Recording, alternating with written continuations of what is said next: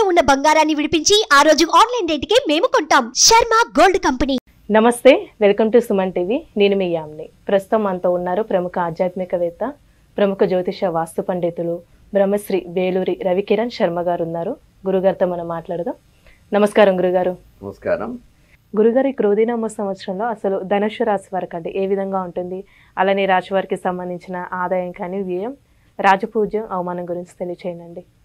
ఈ రాశి వారికి 11 ఆదాయము, 5 ఖర్చు, రాజ్యపూజం 7, అవమానం 5గా పరిగణించబడుతుంది. ఈ ధనురాశి అధిపతి గురుడు.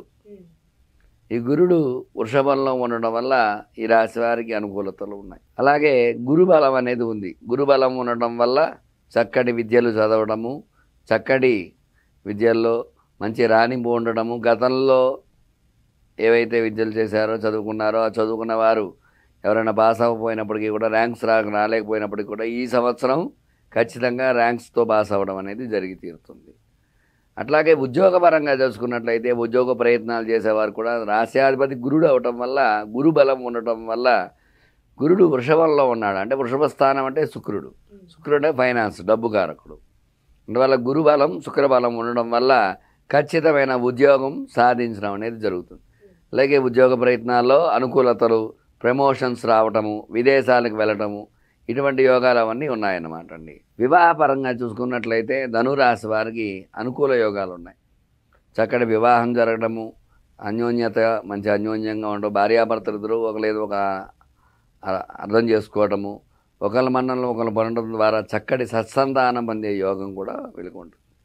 ఈ రాశి వారికి గురుడు అధిపతి అవడం వల్ల మగపిల్లవాడి సంతానం పుత్ర పీడోపశాంతయే పుత్ర పౌత్రాభివృద్ధయే అని చెప్తున్నారు. కాబట్టి పుత్రకారకుడు గురుడు కాబట్టి మగపిల్లవాడి సంతానం ఒక 60% వరకు పొందే యోగాలు ఈ రాశి వారికి ఎక్కువగా ఉన్నాయి.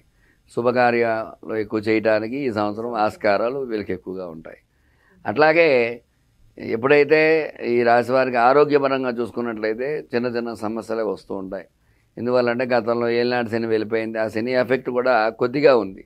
ఆ ఎఫెక్ట్ ఏలినాటి శని వెళ్ళిపోయినప్పటికీ కూడా ఆ శని బాధల నుంచి విముక్తి పొందాలంటే కొన్ని పరిహారాలు చేసుకోవాల్సి వస్తుందన్నమాట. అంటే ఇప్పుడు స్టాక్ మార్కెట్ కానీ వ్యాపారంలో పెట్టుబడులు పెట్టాలంటే ఈ సంవత్సరం అసలు వాళ్ళకి ఏ విధంగా కలిసి వస్తుందండి? ఈ ధనురాశి గురుడు అవడం వల్ల, గురు బలం ఉండడం వల్ల, శుక్రుడు ధనురాశిలో వృషభ రాశిలో సంచారం చేయడం వల్ల ధనురాశి వారికి అనుకూల యోగాలు ఉన్నాయి. ఈ స్టాక్ మార్కెట్లో పెట్టుబడి పెట్టేవారు ఎవరైతే ఉన్నారో చక్కగా పెట్టుబడులు పెట్టడము, దాంట్లో లాభాలు ఆర్జించడం అనేది జరుగుతుంది. వ్యాపార రంగం విజయకేతనం ఎగరవేస్తారు. వ్యాపారాలు బాగుంటాయి. ఏ వ్యాపారం చేస్తున్న వారికైనా సరే వ్యాపారంలో ధనార్జన బాగుంటుంది ఖచ్చితంగా అన్నమాట. అలాగే ఆరోగ్యపరంగా చూసుకున్నట్లయితే ఈ రాశి వారికి కొన్ని చిన్న చిన్న సమస్యలు వస్తూ ఉంటాయి. ఆరోగ్యపరమైన సమస్యలు. ఈ ఆరోగ్యపరమైన సమస్య నుంచి బయటపడాలంటే చిన్న చిన్న పరిహారాలు చేసుకోవాలన్నమాట. అట్లాగే ఈ వ్యవసాయ పరంగా చూసుకున్నట్లయితే వ్యవసాయ అనుకూలత 2 కూడా అనుకూలంగా ఉండటం, అలాగే వ్యవసాయ పరంగా 2 పంటలు లాభించడము, తద్వారా రైతులు గట్టు మీద పడటం అనేది అవకాశాలు ఎక్కువగా ఉంటాయన్నమాట. అట్లాగే రాజకీయ పరంగా చూసుకున్నట్లయితే ధనురాశి వారికి రాజకీయ అనుకూలత ఉంది. ఎందుకంటే గురుబలం వల్ల వాక్చాతుర్యం కలిగి చక్కగా మాట్లాడటం ద్వారా ప్రజల మన్ననలు పొంది ఓట్ బ్యాంకింగ్ చేసుకునే అవకాశం ఈ రాజకీయ నాయకులకి ఖచ్చితంగా ఉంటుందన్నమాట. అంటే రియల్ ఎస్టేట్ ఎలా ఉంటుందండి ఈ సంవత్సరం? రియల్ ఎస్టేట్ పరంగా చూసుకున్నట్లయితే ఒక 50% వరకు అనుకూలతలు ఉన్నాయి. ఎందువల్లంటే మిగతా గ్రహానుకూలత తక్కువగా ఉండడం వల్ల ఖచ్చితంగా ఈ రాశిలో ఉండేవారికి గ్రహానుకూలతలు తక్కువగా ఉండడం వల్ల 50% వరకు అయితే రియల్ ఎస్టేట్ రంగంలో విజయకేతన రంగంలో, మిగతా 50% మాత్రం కొన్ని పరిహారాలు చేసుకోవాల్సింది. ఎందువల్ల అంటే వాళ్ళ లగ్నాన్ని, లగ్న బలాన్ని బట్టి కూడా రియల్ ఎస్టేట్ జరుగుతూ ఉంటుంది. ఆ లగ్న బలం బాగుంటే అన్నీ బాగుంటాయి. అందువల్ల ఏ లగ్నాలలో ఏ రాశుల్లో ఉంటారో వాళ్ళ రాశులను బట్టి, లగ్నాలను బట్టి కూడా వస్తూ ఉంటుంది. తద్వారా 50% అయితే అనుకూలతలు ఉన్నాయి రియల్ ఎస్టేట్లో.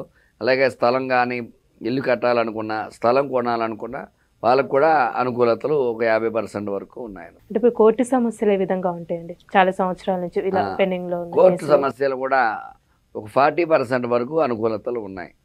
మిగతా 60% ప్రతికూలతలే ఉన్నాయి. ఎందువల్ల అంటే గ్రహానుకూలతలు ఈ కోర్టు పరంగా చూసుకున్నట్లయితే ఆ గ్రహాలు ప్రతికూలంగా ఉన్నాయి. ఆ ప్రతికూలంగా ఉండడం వల్ల వాటికి పరిహారం చేసుకున్నట్లయితే ఆ కోర్టు తీర్పులు అనుకూలంగా వచ్చే అవకాశాలు ఉంటాయన్నమాట. గురుగారు, సినీ పరిశ్రమకి సంబంధించి ఈ సంవత్సరం ఏ విధంగా ఉంటుంది అసలు? సినీ రంగంగా చూసుకున్నట్లయితే ఈ ధనుర్రాశిలో రాశ్యాధిపతి గురుడు వృషభంలో సంచారం చేస్తాడు. వృషభ రాశ్యాధిపతి శుక్రుడు అవడం వల్ల ఇక్కడ గట్టిగా చెప్పాలంటే గురు శుక్రులకి వైరం ఉంటుంది. అయినప్పటికీ కూడా వృషభంలో గురు సంచారం వల్ల సినీ పరిశ్రమ ఒక 50% వరకు అనుకూలతలు ఉన్నాయి, విజయాలు సాధించే అవకాశాలు ఉన్నాయి. కొన్ని సినిమాల వరకు బాగుంటాయి అన్నమాట, మిగతా సినిమాలు కొంచెం యావరేజ్గా వెళ్తూ ఉంటాయి. అంటే పరిహారాలండి ఏ విధంగా చేస్తే మంచిది ఈ సంవత్సరంలో అసలు? ఈ ధనురాశి వారికి కొన్ని పరిహారాలు ఉన్నాయి. అర్ధాష్టమ రాహు వల్ల చికాకులు సమస్యలు వస్తూ ఉంటాయి. ఈ చికాకులు సమస్యల నుంచి బయటపడాలి అంటే రాహుకి జపం చేసుకోవటం, రాహుకి తర్పణం చేసుకోవటం, అట్లాగే రాహుకి మినుములు దానం ఇవ్వటము, హోమం చేసుకోవడం ద్వారా ఈ రాహు అనుకూలత జరగడం ద్వారా ఖచ్చితంగా కేతు అనుకూలంగానే ఉన్నాడు, కానీ రాహు మాత్రం ఇబ్బందిగా ఉన్నాడు. అందువల్ల ఆ రాహు పరిహారం చేసుకున్నట్లయితే ఖచ్చితంగా అనుకూలతలు పొంది సుఖంగా ఉండటం అనేది జరుగుతుందన్నమాట. చాలా చక్కగా తెలియజేస్తారండి. ధన్యవాదాలు. ధన్యవాదాలు.